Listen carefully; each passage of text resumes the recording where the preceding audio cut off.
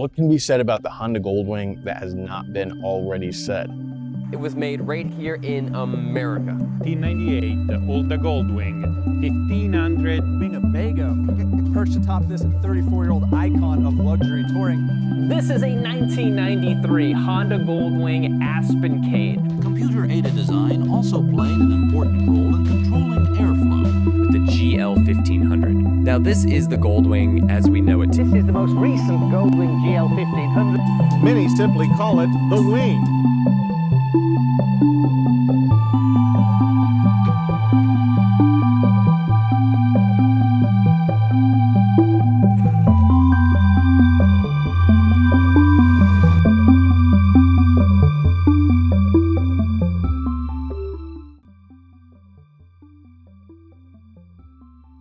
With over 50 years of innovating, the Honda Goldwing has been a pioneer with brand new motorcycle technology.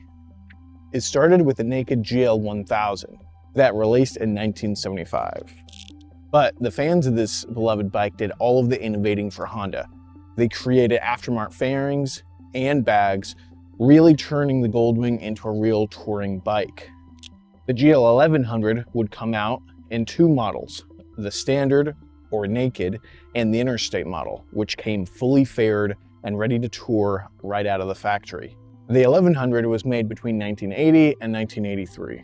Then came the GL1200. This came in three models. It did actually come in a naked variation, which is very rare, but it came in both the interstate and the Aspencade. Aspencade being the fully decked out all the technology. It had a sound system, had a digital speedometer, digital dash, and it actually had a gear indicator, which has never fully returned, and I really wish the 1500 had as well. The GL1200 was produced between 1983 and 1987. This is where the GL1500 comes in.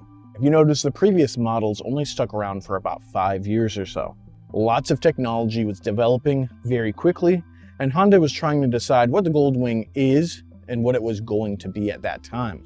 The GL1500 released in 1988 and ran all the way to 2000, which was a 13-year production line. And there's a reason for that. For close to 7 years now, this has been my daily rider, my 1998 Honda Goldwing GL1500 Special Edition, and this is my full review.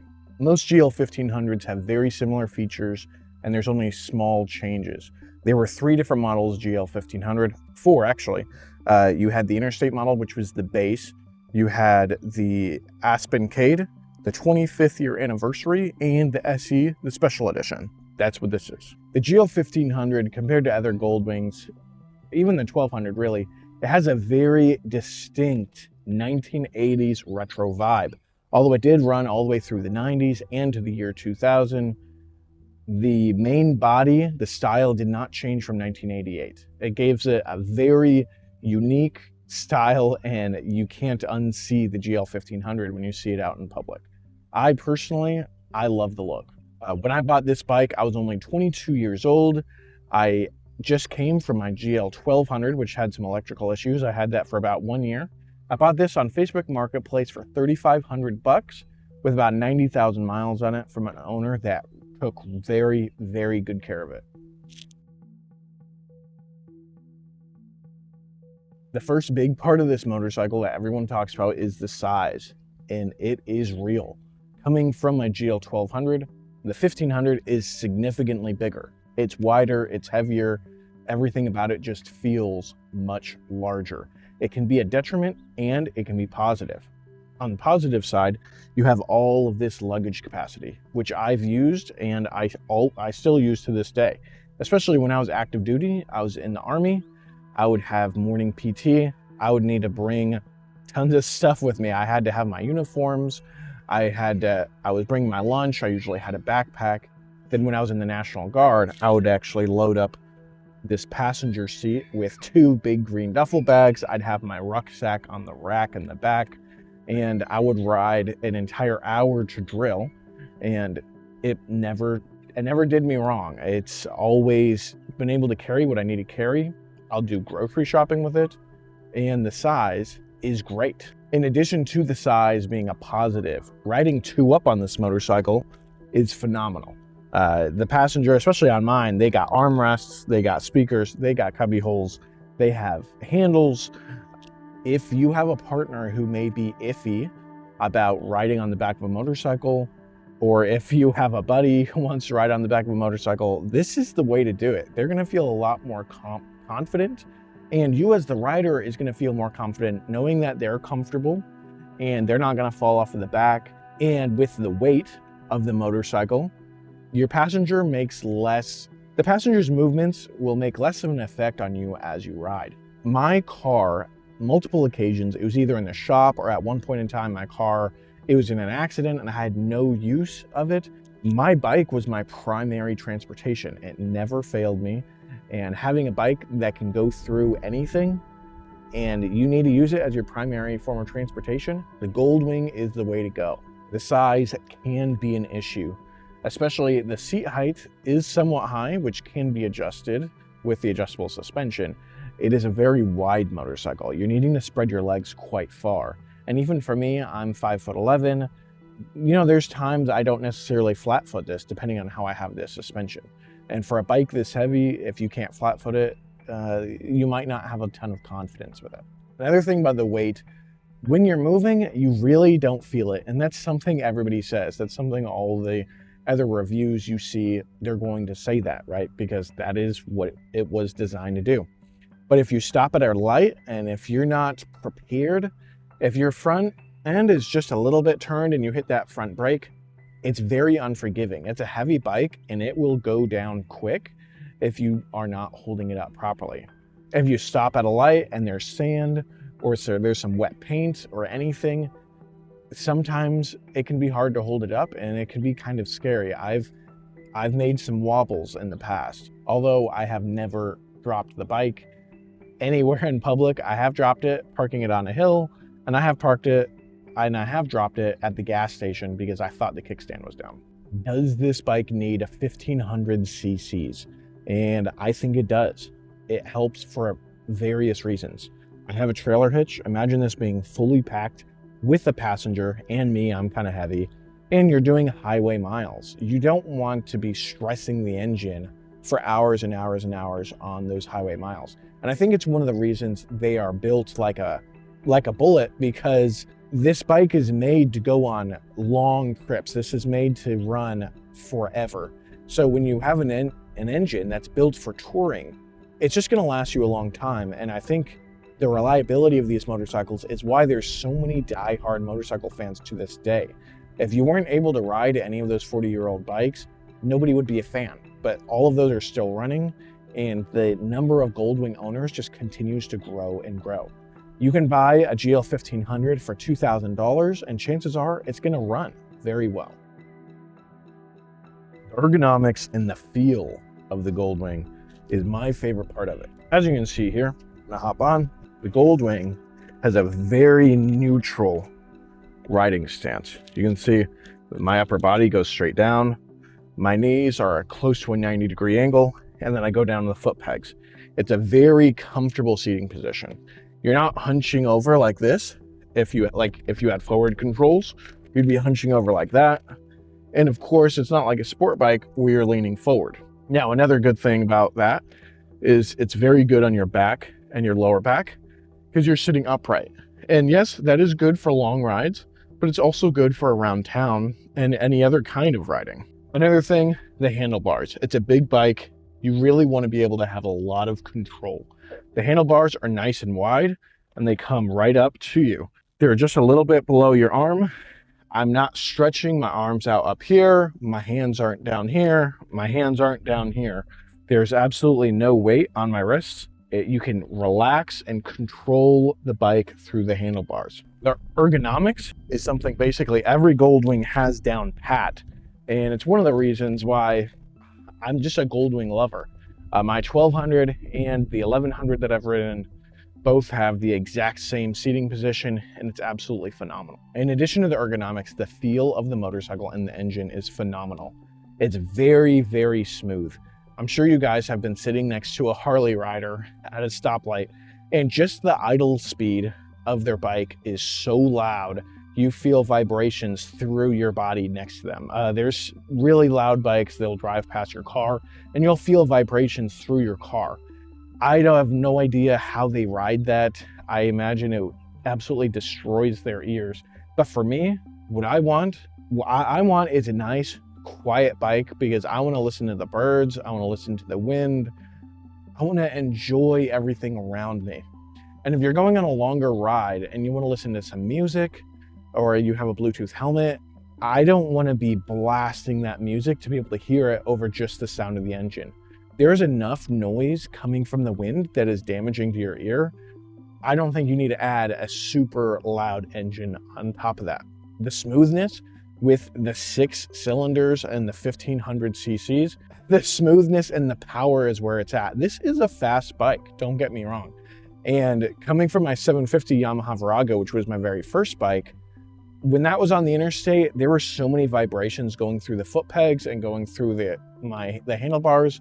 It was not super comfortable. And it was one of the reasons I switched to my GL1200 because I just wanted to be able to go on the interstate without vibrations going all throughout my body.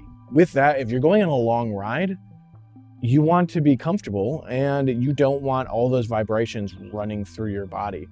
The wind being taken off of you, it's really good for longevity. For shorter rides around town, it may not be as useful, but a lot of people, they commute an hour away or they're commuting or their school requires some interstate riding, and you can't go wrong with something that can handle town very good but also handle the interstate really well when you need to go. With that being said, with the ergonomics and the comfortability, people who ride Goldwings want to ride them because they love motorcycles.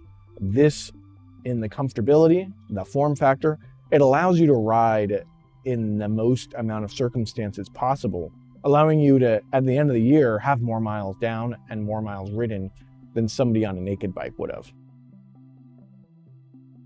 The technology on Goldwings it's always been a big talking point, especially with the brand new 2018s moving forward. They have Apple CarPlay and a ton of other features. It was a big talking point back in the day too, especially with the GL1500. Coming from the 1200, this has way more features. The most important features for me that I actually use, the cruise control is phenomenal. You have the reverse, auto-canceling turn signals, and the adjustable suspension is phenomenal. On top of the adjustable suspension with the onboard air compressor, you can hook a tube up to it and connect it to your tire and actually inflate your tires from your onboard air compressor. It can really help out in a pinch. Of course, it came out in 1988 and the technology did not change much from then. I am going to make an entire video about the sound system. But you have these huge speakers, you have this big old radio, this big old controller for the radio. It uses up a lot of space on the bike for a feature that's borderline useless. There's a cassette player and these speakers are 28 years old. And if you're going over 35 miles an hour, you can't hardly hear them. There's absolutely no bass either. There's also CB radio hookups, and I don't even know how to use those, but I would love to get a set and try them out for the channel if you want to see that. So technology, you're getting a lot for your money. There's a lot of modern day bikes. They don't even have fuel indicators. They don't have cruise control. They don't have a lot of what this bike offers. But just know you're going to be getting a lot of features that may not be used. The reliability is something that this motorcycle is known for. You can buy a Goldwing that's 40 or 50 years old. Chances are it will run, and if it's not, it doesn't take a ton of fixing. Now, you do need to get a motorcycle that is running, but if you get one that was properly taken care of, as long as you're doing your oil changes and your air filter changes, it's probably going to last you forever. I've owned this for nearly 7 years. I have not changed out the battery or my spark plugs or my air filter yet, although I do need to do all of that this year, and I'll probably make a video about it. But this bad boy, I got 110,000 miles in it now. It starts up every time, although I do need a new battery soon, so sometimes it takes a couple cranks. But it starts up every time. If you need something reliable, this is the way to go. And if you're going on a touring trip, or if you're going on a long trip, you need a bike that is going to start up every time.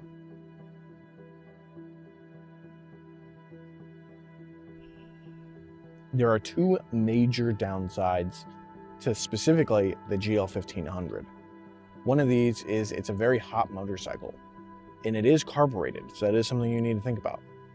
When you have this huge windshield and these big fairings, it's very nice for a long trip, and it's very nice when it's chilly out. But when it's 110 degrees here in Tennessee, it's very, very hot, and sometimes I just feel like I'm not getting enough wind on me. And most of my riding on this is around town, and it's commuting to work. And it's one of the reasons why my next purchase is going to be a naked GL1000, probably 1977 or 78, somewhere around there. But it can be very hot, and when you're at a light, this engine radiates heat. And that is not unique to the Goldwing. As a matter of fact, with all of the fairings, mind you, I'm missing a fairing, but with all of the fairings, typically it keeps the heat in much better than ever other really big like V-twin Harleys would. The number one reason to not buy a Goldwing, in the worst part of a Goldwing, is the maintenance. A lot of people will not work on bikes this old, and that really sucks. And if they do, it's going to be very expensive. My local shop, they will change out the tires, they'll do the oil change and brake pads, they'll do very small things. The labor for just removing the rear tire is about $150. So if you're going to get one of these, mind you, you should get one that's already in good running condition, because if you get one that's not running at all, it's very hard to work on. There are so many wires, there are so many components of this motorcycle just to get to the air filter, the amount of fairings you need to remove, plastics you need to remove. It can be very daunting, especially if you don't know a lot about motorcycles. For me, I'm trying my best to learn how to do maintenance on this bike, and I'm really just learning how, and I'm 7 years in.